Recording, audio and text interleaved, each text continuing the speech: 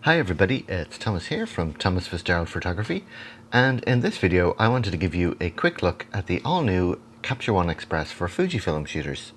So Capture One Express is also available for Sony users, and it is a cut-down version of the full Capture One Pro. So in the Express version you have limited features, but it is still a quite capable program. So what I wanted to do is give you a quick overview of what's available in it. So Capture One Express for Fuji shooters and for Sony shooters is free. It's freely available from phase 1, and with it you get quite a reasonably well featured raw conversion software, and especially for Fuji shooters it does offer some advantages over Lightroom in terms of image quality. Now this has kind of been discussed to death, so I'm not going to go into that here now, but if you want to use something that you think might give you a better result when processing your Fuji files, by all means give Capture One Express a try, because as I said it is free, so you've nothing to lose really. So what I want to do in this video, because Capture One is reasonably different, especially if you're coming from Lightroom, what I would going to do is give you a quick overview of using it.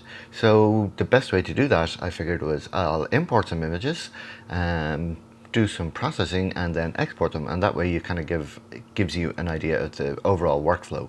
So to start I'm going to import some images, and I have Capture One set up here with a brand new catalog, so it's as if you just installed it. Now when you do install it you have to select the version that you're going to use. So when you download the software from the website, it does give you the option of using any version of it, including the Pro version if you've bought it. So what you need to do is select the Express version, and that will give you the free Express version. So if you're a Fuji shooter you need to select the Fuji version. Okay, so I've done all that. The software is installed, I've set up a new catalog, and this is basically the first time using it effectively. So to start we're going to import some images. So you can click on this big button here, or also this button up here, which is also import images. So if you have images already in it you're not going to see this, so we're going to use this one. So I have already selected a source here, and this is a bunch of Fuji files that I'm going to import. So just to give you a quick overview of the import window, because some people find this a little confusing, but I will go through it very quickly and just show you. So up here we have source. So this is basically to select where you're importing images from, and if you have a camera, if you have a memory card inserted into your computer or a memory card reader, it will come up here. You can also select folders, and this option here is include subfolders. So again, if you have a bunch of files in a subfolders, this will import them. Now, so the next section down here we have destination. So Capture One uses a catalog system, so if you were familiar with the old Apple Aperture, it uses a very similar setup, and you have the option to import inside the catalog in the current location, in which case it won't move them, or you can choose a folder and select a destination. So again, if you had used the old version of Aperture, it's kind of similar to managed and referenced images. So if you choose inside catalog, it will import them into the catalog folder, and they will be kind of managed then inside the catalog file. Or in this case I'm going to choose the current location, in which case these images will be referenced to where they currently are on the hard drive. In this case they're in my Dropbox folder. So I'm going to do that because I don't want to have to duplicate everything. The collection, if you have albums already created, you can choose to store them into an album there. Backup will let you select a location to copy the files and to create a backup. So this is handy if you're importing off a memory card reader. Naming will let you change the name of the images as you import them, but only works if you're importing into a catalog or just a folder. So again, if I change this, you can see I now have options here, but I'm going to keep that in the current location for the moment. Then metadata lets you import copyright info and so on.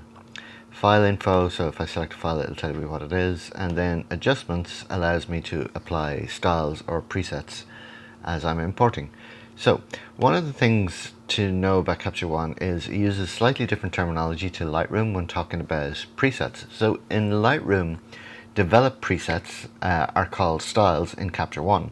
And there is another system in Capture One which uses the terminology called presets, and this is actually for individual adjustments, which I will get into more in a little bit. But for the moment, just know that if you're familiar with developed presets in Lightroom, these are actually called styles in Capture One. I'm not going to do anything on import, I'm just going to import everything. Okay, so the first thing I'm going to do is just go import all, and this will import the files.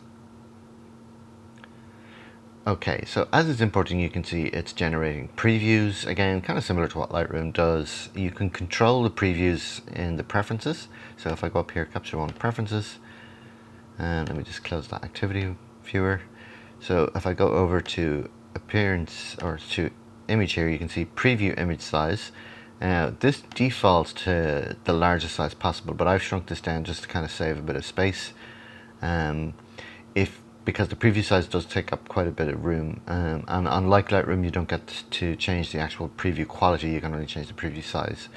Okay, so again, I don't want to go into every single detail of everything here, so I'm just kind of quickly going through some stuff. Okay, so I'm going to close that for the moment. Okay, so just to give you a quick overview of the interface, so up along here we have different icons for different tabs.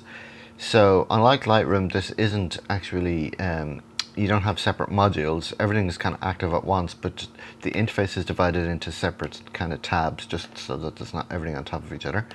So I will go through these in more detail in a section, but for the moment I just wanted to show you each one. So we'll start with the first one here. This is the library tab. So this is basically where you do all your organization.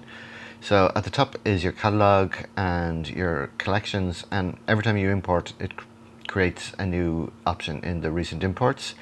And down here in folders, again, this is kind of like the Lightroom setup. You have folders. You can also create user collections, which are basically albums, and this is quite comprehensive as well. You can create projects, groups, and so on. Again, it's quite similar to the way Aperture used to work.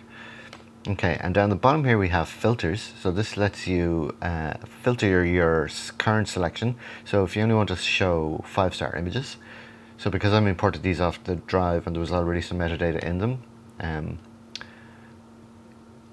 it already has some star ratings applied. So as you can see now, I've filtered by 5 stars, so it's only showing me my 5-star images. So if I turn that off, it's now showing me everything. So down here we have color tags.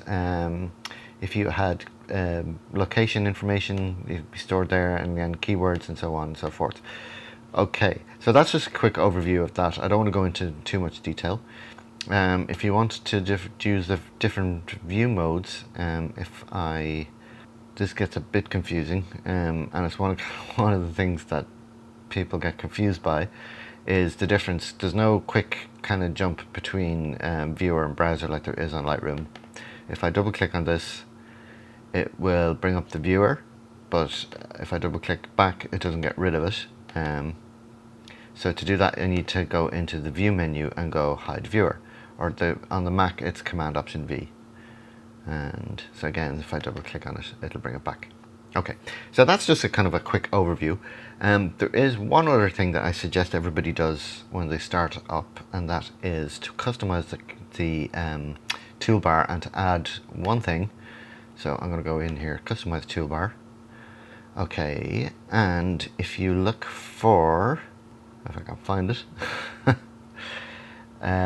reset adjustments. Okay, this is very important, so I'm going to drag this up and put it up over here. Okay, and click done. Okay, and the interface is a bit slow to update.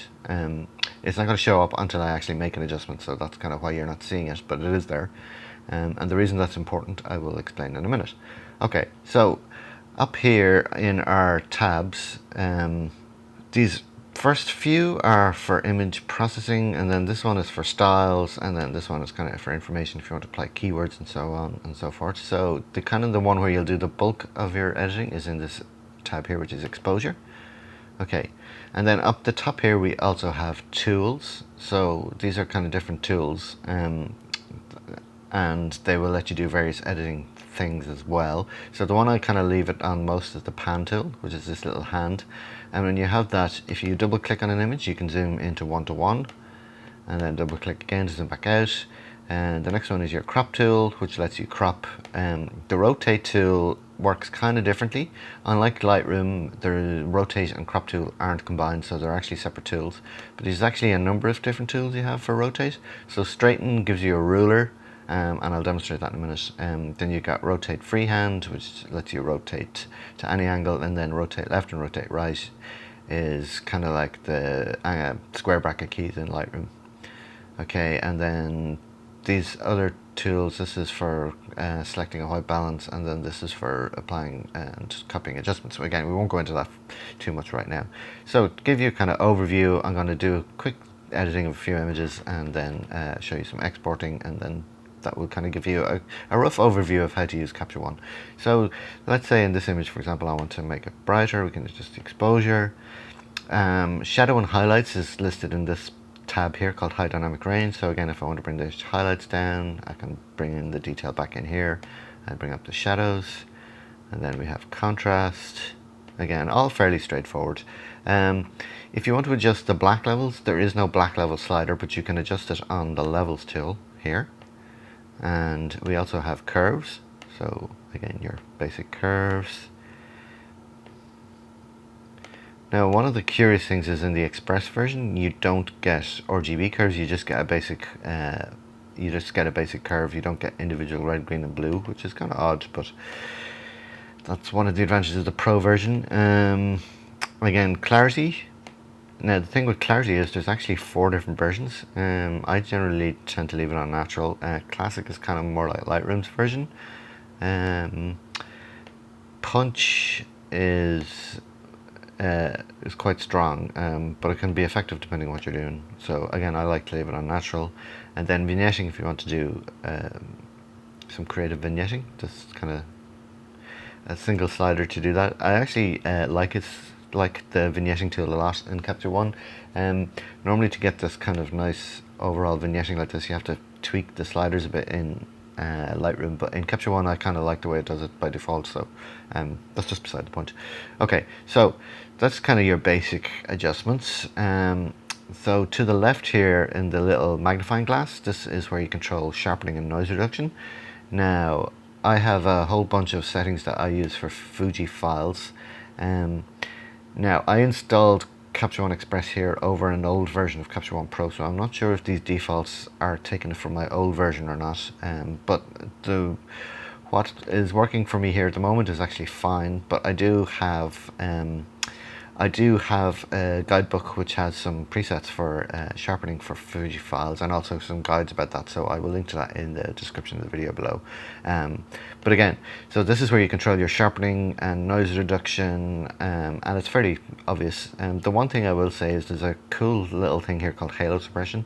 So if I'm just going to turn the sharpening up on this for the moment, to make this really high, and it's going to be way too much, but if you turn up the halo suppression, you probably can't see this on the video, but it does stop that ringing that you get normally when you sharpen edges too much. But I'm just going to leave this at the defaults for the moment. Over here is color. So this is where we can do things like control the white balance. Again, if I want to make the image warmer. You can also do black and whites here, and this gives you the usual black and white sliders.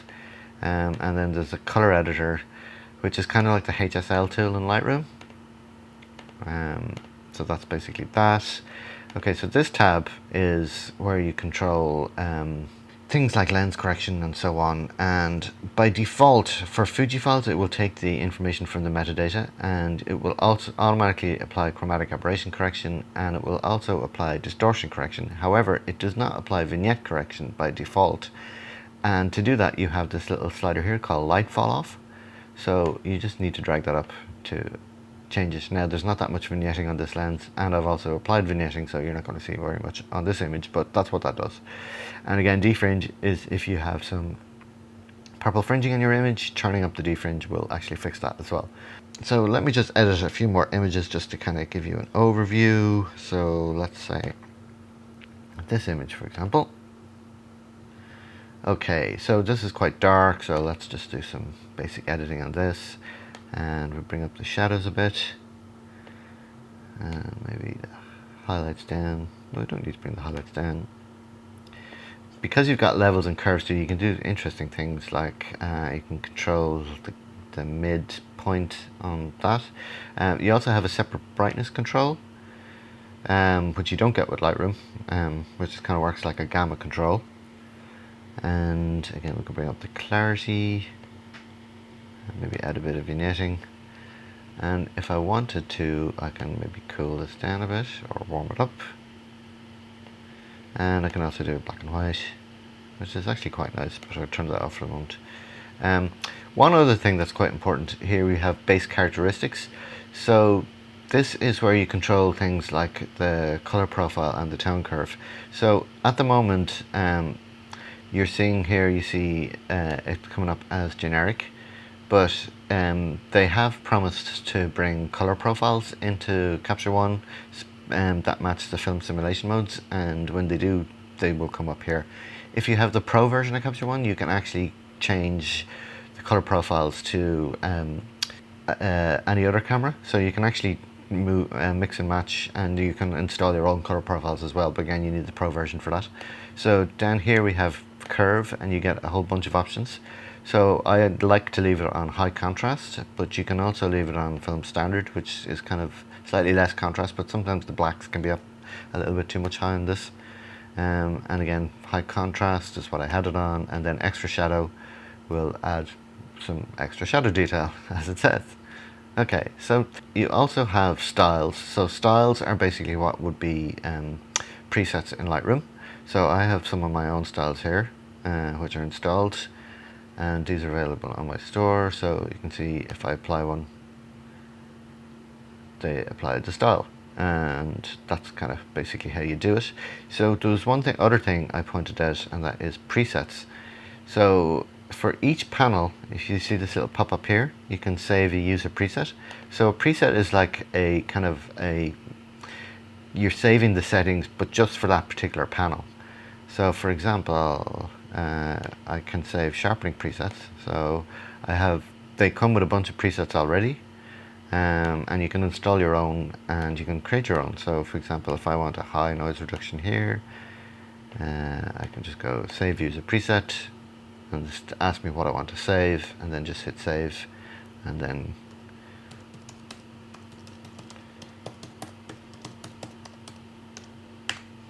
okay, so that's basically how you do that. And then finally, when you want to export your image, you go up here to this button, which is export variant, and this gives you a whole bunch of options. Now this again is a bit confusing, and the Express version is slightly different from the Pro version. So destination is basically select your folder where you want it to go, and you can also add subfolders, but you can also do things. It uses a token system for creating subfolders, so you can just literally type in a subfolder, or you can use this, and you can have it create a subfolder based on various metadata information. So for example, if you look in the presets here, we can say color tag. So if I do that, it will basically export all the images into separate subfolders based on their color tag. So if I labeled a bunch of images blue and a bunch of images red, it would put them into separate folders for blue and red. So that's basically how that works. Or I can just delete that, and leave it on its own. It won't put it in any subfolder, or I can create a subfolder. Again, naming this is similar. So again, you have a token-based system. So again, you have all this information that you can use to dynamically create a name based on the metadata. So again, I'm not going to do any of that. And then down here we have recipes, where you can create, this basically selects the format that you want. So again, if you want JPEG, resolution is DPI, and scale then, so if you want width and height, you can change this to pixels and say set whatever size you want. Open with lets you open with an application after you've edited, and then adjustments tells you whether you want to respect the crop or not respect the crop. And then output sharpening, I generally turn output sharpening off because it's not needed, unlike Lightroom where you do need output sharpening for scaling. The algorithm in this is much better, so you don't need output sharpening unless it's for some specific purpose like printing, in which case then you can turn it on. But be careful, because it sharpens, it tends to over sharpen very easily, and that's basically how you export. So I'm just going to export this one image, and that will export it using the settings that I just instead. You can select a bunch of images and export at the same time. So the reason this is slow is because it uses the GPU, and I'm currently using the GPU to record the screen, so it's normally much faster than that. So just one other thing, this little tool that we added up here before, if I click on that, it will adjust everything back to default. But if you want to see a before and after, hold down the Option key and click on it, and that will temporarily give you back to the default image that you had before you applied any adjustments, and let go again. So that's basically how you do before and after. So before, after. So that's kind of, it's a little tricky, but it's one of the most important things to notice. There's a few other things as well. Let me see. Exposure warning, so that'll just show you clipping. And also too, if I just go back here, so if you click and hold on an individual adjustment, it will show you before and after. So again, just click and hold on it and let it go. There's one other thing I want to show you. So I'm just going to show you the rotate tool. So let me just put this in some kind of order first. Actually, let me use a style. I'll use on my film. Let's see. That'll do. That's kind of dramatic. Okay, so if you want to fix the rotation on this, so the rotate tool, there's a few different options. So the straighten tool will give you a ruler. So you just drag this out and that will straighten the image. So when you do that, you see you've got this grey area around it. So that just shows you the areas that's been cropped. So to get back out of that, just click back on the pan tool. Okay, and then also if you want rotate freehand, so this will let you rotate like this. Again, this is very similar to the way aperture used to work. So again, I can undo that. And again, rotate left. You just click on it. So this is handy if your images are portrait when they shouldn't be, or landscape when they should be portrait, and so on. As I said, I prefer to keep on the hand tool because it allows you to quickly zoom in and out. But the arrow tool, there's a whole bunch of options in here as well. I'm not going to get into any of these, but if you have the arrow tool, you will get the contextual menu, which you don't get when you're on the hand tool. You just get this overview, but you can get the contextual menu by clicking on the thumbnail. Okay, so that's pretty much it. That's just a very basic overview of Capture One Express. There's loads more to it, but that just kind of gives you an overview of what you can do with the software. As I said, it's fairly full-featured considering it is free. The Pro version is much more powerful though, so it is actually worth the extra cost. But if you want somewhere to start, then by all means definitely try out the Express version. It's a good place to start. And as I said, I've been looking at the Fuji version here, but there is a Sony version as well, which is exactly the same. The only difference is it will only load Sony files. Okay, so that's pretty much it. I hope you found this video useful. If you do, please subscribe to the channel, like this video, and share it with anybody you think might find it interesting. And yeah, so thanks for watching, and see you in the next video.